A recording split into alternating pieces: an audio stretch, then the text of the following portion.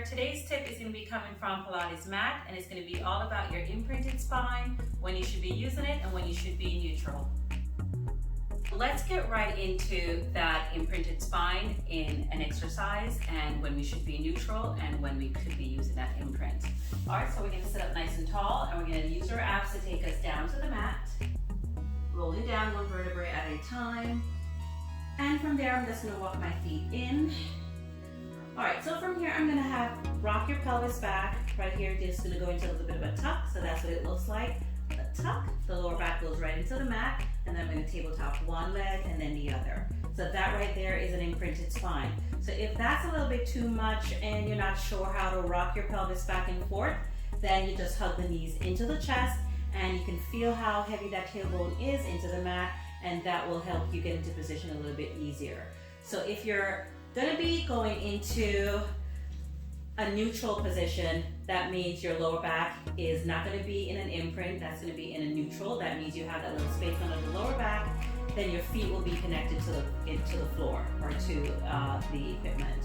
If you are going to go into an imprinted spine, then you want to make sure that you secure that lower back by going into that little pelvic tilt, bring the legs up, and you can be in a nice strong point at this time. All right, so from there, I'm just going to alternate taking the toes down into a little bit of a toe tap. So we can be here for a variety of exercises. We can be here reaching the legs out, and we can also get into a little bit of a little flexion right here. So if that's a little bit too much, we just want to take the legs back down, take the feet back down to the mat, release the lower back, and from there we can always go into the same exercise, right? Same exercise right here, just a little bit less strenuous if your lower back can't maintain that imprint, which it will take a little bit of practice. All right, and from there, we want to make sure that the rib cage is also connected to the mat. So again, we don't want to be arching in this position. We want to make sure that the ribs, you can feel it into the mat. All right, we want to make sure the ribs are connected. All right, so there you have it, your imprinted spine. Imprinted here. Take the legs up.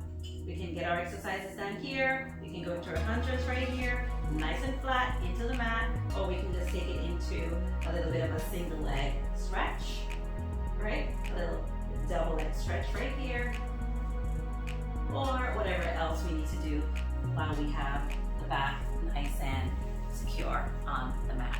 All right, so hope this one works. So there you have it, your tip for today. Thank you, and bye-bye.